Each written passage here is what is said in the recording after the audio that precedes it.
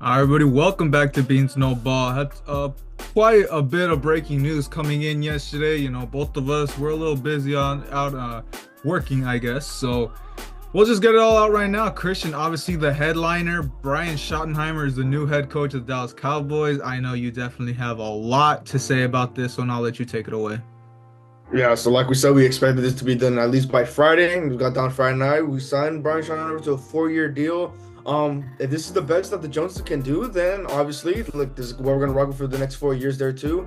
At least, they're gonna stick with the same offense Dak has been rolling with for the past couple of years under McCarthy. So at least that is a bright spot there too. But again, I think Schottenheimer, he's set up to fail here at the head coaching position because once again, it's gonna be see what Jerry's gonna be able to do in free agency and the draft to help improve this team, right? If this is gonna be another part two where to do absolutely nothing in free agency, sign one or two guys, then this Cowboys team is going to be deemed to fail for the next couple of years, and I would not be surprised there too. On the other note, they did also sign Matt Eberflus as their new defensive coordinator too. That one, I had mixed feelings about, but more looking into it, his past job with the Colts as the DC, from 2018 to 2021, at least for 3 of those years, he did keep the Colts at a consistent ranked top 10 defense at ranked 10 defense. So at least that is something that I can really look into. I think his worst ranking with the Colts was, I believe, they were 18 in 2019, but outside of that, from 18, 20, and 21, they were a ranked 10 defense during his tenure with the Colts. So at least that is something to a little bright spot for us there, and with their defensive pieces that we have on that team, I think Eberflus at his point, at least for the defense, there's And I think success there too. I'll throw into just because I never actually got into it, so I don't know if you did. What the hell's the deal with Mike Zimmer? Yeah, so I think early reports this past week and even the next week, he was contemplating retirement. I think I did mention it in one of the Yeah. past videos. He was contemplating retirement. Ever since that, I don't know if there were any other reports outside of that, or maybe I might have just missed it there too. But I think that was kind of the question to really decide there too. Unless they're gonna keep Zimmer, which I mean, two defensive I corners mean, really wouldn't make sense. it wouldn't even be that. It Exactly. just wouldn't make sense to demote him. I mean, the type of guy he is, because Exactly. I don't know how long his contract was, but I know, he was still under contract to Yeah. keep going. And it's not just him. I mean, obviously, we see three other big coaches that are on their way out, Yeah. which Al Harris surprised left to me. to Al Harris. I mean, he just Al chose to Harris leave, right? left to yeah, Al Harris he made an agreement with the Bears as the passing game coordinator, which or for defense for the defensive passing game coordinator, which honestly the really big step up for that Chicago D Ben But Johnson lining up his specifically, own I coaching mean, staff. I know you want to get into Al Harris because I know he was one of the main guys that you would have wanted to be Yeah. ready in line to possibly be a Dallas Cowboys head coach in the future. Yeah, if not even that, even the defense coordinator, even since last season, if Al Harris was one of those dudes, I would have loved to see, in the DC role or even the head coach. But he doesn't have that experience as head coach, just like Schottenheimer here there too. But I honestly I love Al Harris taking with the DBs. He played a lot of development into Diggs, into Bland, into all those guys, Jay Lou and everyone there too. So that's gonna take a huge hit for the defensive back position there too.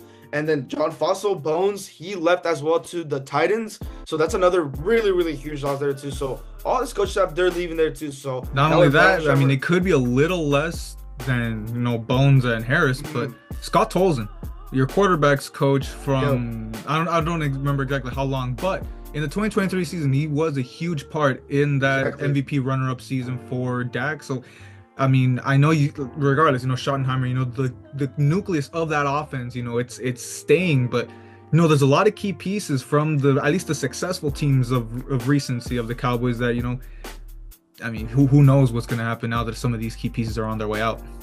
Yep, I'm really be on it to see who they hired there too, and obviously look my way into. Obviously, I looked my way into Uberflus when he was at the DC with the Colts, so that's And what of I had course, a he little. has history with the Cowboys he was Yeah, there from 20 the 2011 to linebackers 2017. too. So yeah, he has history with the linebackers coach, an assistant as well there too. So obviously, like Jerry, he likes his guys. So obviously, he's gonna keep bringing them in there too. So at least at the defensive position, at least on the defensive side, I'm not too worried there too. It's really just the offense to see how it's gonna play into Dak Prescott's part with the weapons around him. Yeah, exactly. And I mean, just overall, I mean, this whole process. I know you've heard from the beginning to end of it, but it just seemed very uninspiring from everything that the Jones did. I mean, what was it? Just candidates that they even brought in realistic. I mean, Leslie Frazier and Robert Saleh, honestly, if we're being honest, it felt like they were only there for the Rooney Rule. It just felt like they probably had Brian Schottenheimer lined up from the start. I mean, hey, the NFL world rejoices to see the Cowboys suffer, and I know for you, it's gonna be rough if he actually lives out this 4-year contract. But obviously, we had another big coaching hire that came out yesterday morning. Pete Carroll's back in the NFL. What's he, 73? Oldest coach in the NFL. Yep. Still got a lot of life in him. Honestly, I like this hire for the Raiders. I don't know how good it's gonna be to actually push them to be a Super Bowl contender. It's just a breathe new life. It's just a quarterback. Exactly, that too. And if we're talking quarterback, we know him and Russ fixed any prior relationship issues that they did have once Russ left Seattle. I would not be surprised if Russ becomes the new Raiders quarterback going into next season. I don't think the Steelers would be bringing him back, so this feels like a dream-made reunion. But I mean, just overall, everything for the Raiders to get Pete Carroll. I mean, this AFC West. That the coaches in the AFC West are just phenomenal, and above just all the great coaches that are in here, the rivalry between Jim Harbaugh and Pete Carroll, it's just going to start cooking up. Getting it twice a year once again. Obviously, remember the Seahawks-Niners days when these two would go head to head. It's going to be absolute cinema with this one. Yeah, honestly, if there's a world out there where Pete Carroll actually does end up getting Russell Wilson, which could be a slight chance if all that beef has been cleared up there too. We could throw the mix in for the Raiders to see they could be, a decent contender for the next couple of seasons. But at the end of the day, it's still the Raiders. Hey, they're gonna be a good middling team for that 6 and 7 seed, but it's gonna be a nice culture shock. I know we said the same thing once Antonio Pierce went into the Raiders, but I mean, this feels something different. Yeah, but again, and then I think one final piece we can get into there, Bobby Slowik, he ended up getting fired from the Texans for the OC. I think this came to most surprise from majority of pretty much just everyone around. This I think this is one of the biggest surprises there too. He was just a head coach candidate from the prior season in 2023 there too, but we saw that Texans a lot of year can do though, man. Exactly. This whole year really showed the offense of the Texans was, really slowing down. He had a really great game there, really slow game there too, and it really showed, I guess, in the playoff standpoint, in the Chargers, it worked. Getting to the Chiefs, that's kind of really slowed everything down there too. So could have came to a surprise for most people. Not really a lot there too, but at least now for the Texans, they're in line for the new OC. And I guess to people that just know Bobby Slowik, the name, heard all the big candidacy that he had last season, yeah, it comes as a surprise. But when you really look at it, I mean, the offense just completely stagnating. I mean, sure, you bring up the great performance against the Chargers. That was mostly the defense. Obviously, those interceptions and just everything. A lot of points scored by the defense. So, I mean, can't really put too much that, Slowik turned it around to come playoff time.